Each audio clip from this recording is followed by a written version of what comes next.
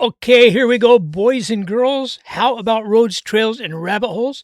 Episode number 4. Today, we are going to give you the latest update on Sawtooth, the debacle, redefining the adventure. All about Plan B going down the toilet, Plan A going down the toilet, scrambling with Plan C, which, if we're going to execute Plan C, we need a Plan D. So here is the latest update because it has been a scrambled mess this week on what to do. Here's what went on. What went on was we had it all planned out. I'm going to describe as best I can what it looks like on a map to look at this Sawtooth Wilderness Loop. Now, I actually, trying to psych all of this out this week, I have the National Geographic issued map of the Sawtooth Mountains. So I'm able to go through that map, compare the twists, turns, and switchbacks on the trail highlighted on all trails, and get the actual trail numbers off of all trails. From there, I can go to the Forestry Service's website and look up what has been maintained, what's passable, what's difficult, all of that stuff by the trail route number beginning and end. So I have all of that logged and written down, and that took some work. So we're all set to go, and our plan A is go to the Grand Jean trailhead, leave Saturday morning, arrive Sunday morning because there's 2 drivers. We're just going to cannonball straight through. Spend Sunday dispersed camping, costs us nothing, relaxing, getting used to the altitude a little bit, and spend the day at the trailhead or nearby the trailhead. We did this last time, and it worked out wonderfully. And then Monday morning, get up bright and bushy-tailed and hit the trail. Now, our original discussion was, keep in mind, last time we went up there, we went counterclockwise, and we got down a little over a third of the way or so when Kate twisted her ankle, and by then we had found out we're not going to make it up to Sawtooth Lake because there's too much snow in the higher altitudes. So we weren't going to be able to complete the loop anyway. And before the ankle injury, we decided let's just go as far as we can, then we'll come back and call it a good time.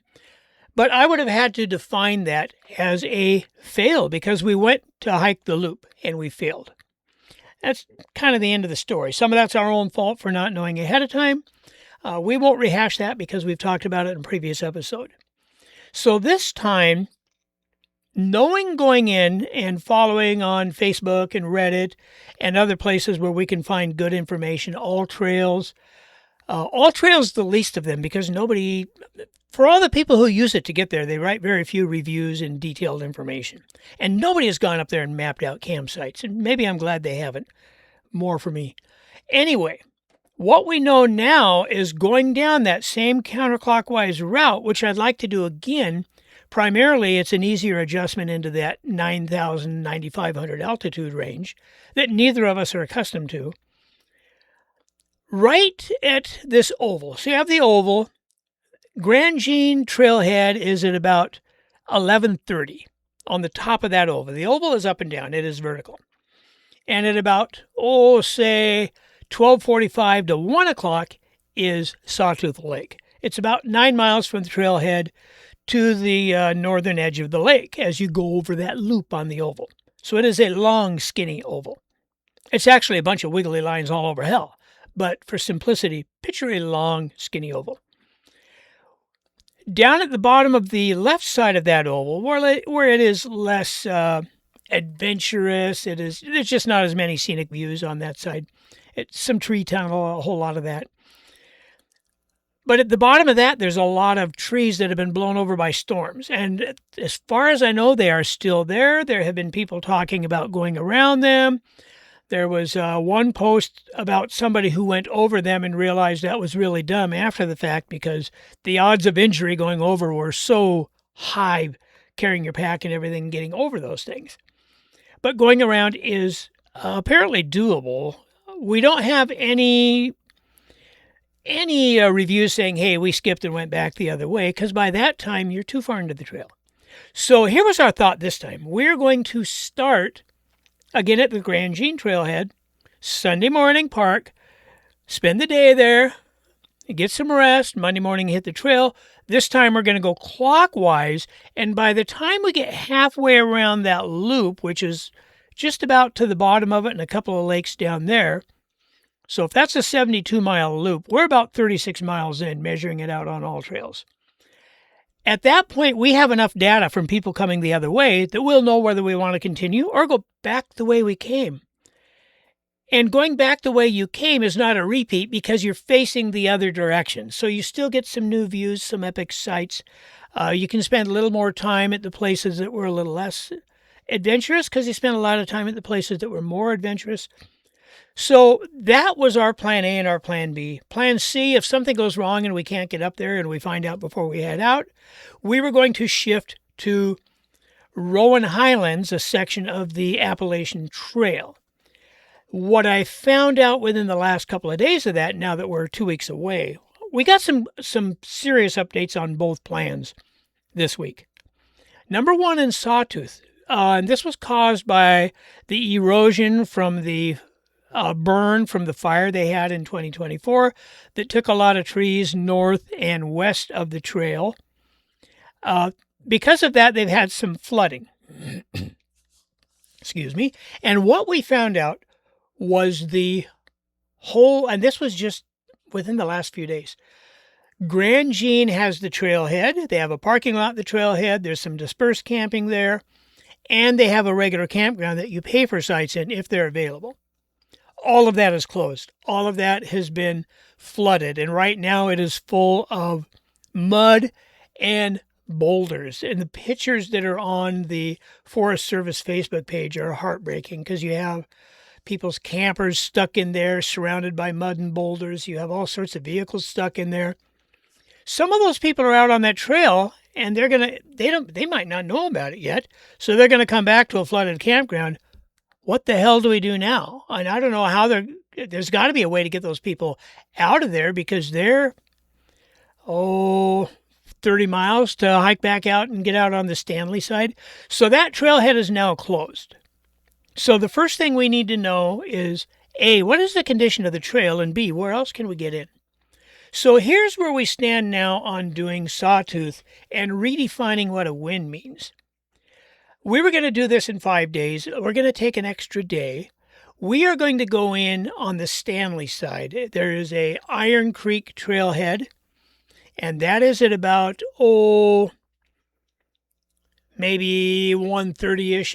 It's about 9 miles. It's 4.5 miles from the trailhead to the loop, to the northeastern edge of that loop. And then you go north for maybe another 4 or 5 miles, and you'll be at Sawtooth Lake. So we can get to Sawtooth Lake, or we can go down. My thought process at this point is, knowing we want to see Sawtooth Lake, take the trailhead in on the eastern side. Now we're going clockwise. We're going to go south and get as far as we can go, all the way looking for feedback. Now we can't go quite as far low, but we can still go down, get some feedback on people coming the other way if we can get all the way around the trail. And if we can just proceed in the full circle. But at some point, we can go as far as we're willing to go and keep that 70, 75-mile, 5-day range going. That's fairly aggressive. And I think we would want to pack an extra day's food so we could have extra time. But we can collect feedback on the way down and then decide if we want to shift back and go all the way back up to Sawtooth Lake, spend some time there, and then go down. We also have the option, if we want to, of being able to go to the trailhead, hike the 4.5 miles to the car, restock some food, come back and hit the trail again. So we have some options. So that is our plan right now. Maybe we'll do the loop, maybe we won't. But instead of a goal of completing the loop, which we haven't done last time, and we may not do this time, the goal needs to be the adventure of the trip, the sights we see, quality time on the trail. So we've really had to redefine the adventure. Plan B, the Rowan Highlands, when I started looking into that, because I thought, I'm more excited about that than Kate is. That is a AT experience that involves more people, that involves towns. This is rugged wilderness. This is nobody hears you scream in the middle of the night out there. So there are different experiences. But what I found out is if we plan on doing that, we need to book our shuttle now because we're going to have to go in at one spot, hike a predetermined amount of miles, 40, 50, 60 miles, and then shuttle back or shuttle to the trailhead and then come back to our car. But either way, those shuttles are booked out at least 2 weeks in advance. So we have some problems there. So here's the plan. We are planning on doing the adventure I just told you about, which is go to the Stanley, stay in a room for the night Sunday night now, but we'll be in Stanley Sunday morning, so we have time to get used to the altitude. That was the point. Monday morning early, go hit the trailhead and go hit the trail. The nice thing about doing it in 4 days and 5 nights is I think finding campsites are going to be easier on weekdays than weekends. The downside now is everybody there is coming in through Stanley. Finding a place to park is going to be harder. The trail is going to be more crowded going in on that point. But it is a Monday, so we should be okay. And my guess is everybody coming in short term is going to Stanley. So we can go south, come north. So I do still like the 5-day plan, but I want to have the option for 6.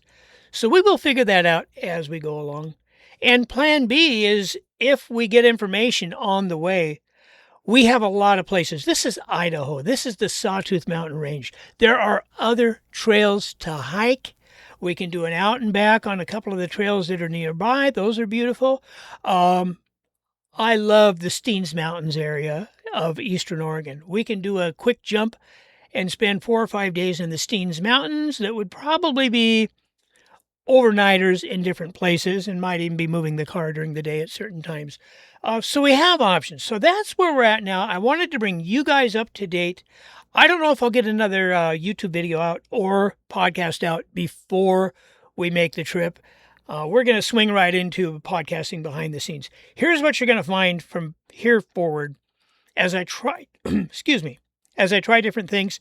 As I've mentioned before, if I cough or clear my throat, you're going to hear it because I don't have a silence button, which I should. And I am doing these live to drive. When I am done recording, upload, it goes. Of all my years of podcasting, there's always been this formula. And the formula was you get a WordPress website, you link your podcast to the WordPress website, you write your show notes on your WordPress website, and then you put it all into a podcast feed, and then and all of this crap that takes hours. I don't want to do it. This is hobby. This is fun. This is my attempt to build a community of people. Just people to talk to, people to share some common interests with.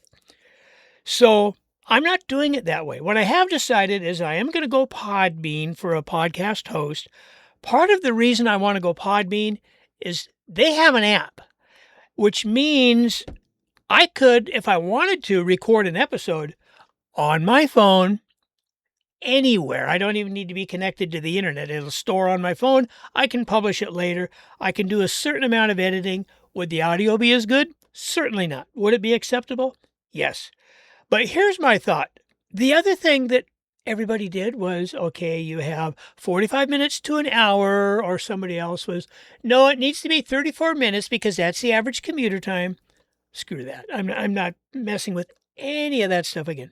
What I do like is shorter content. So rather than 30, 45 minutes once a week, I'm going to do some shorter episodes, and they're going to come out, I'm thinking 3 times a week because I can do those quicker. So you're going to hear shorter shows more often, both on YouTube and in the podcast feed. What I do hope to bring out next week, which will be YouTube only because it would be a boring podcast, I will do a total gear review of what I'm taking with me as I pack. I found out some really good hacks that have saved me money, and a few things I didn't order soon enough that I'm not going to be able to get, and I need to improvise. So we'll go over that next week. With that, hey, my name is Tom. I'm going to ask one more favor. If you're watching this on YouTube, I used to be able to make posts, pictures and things like that, and you'll find a few of them that are still up there from my trucking days and from my Gone with Buck days, which were short-lived when I started this. I can't do that anymore because I have like 240 subscribers, 230, somewhere in there. YouTube upped the ante. I cannot make a post again until I hit 500 subscribers. So everything helps. So if you could subscribe to the YouTube channel, even if you don't like it, just give me the opportunity to grow to 500 and draw some people who do. I need all the help I can get, so I'm just asking you for that one up front. With that, hey guys, let's get that music going again, and we will call it a show.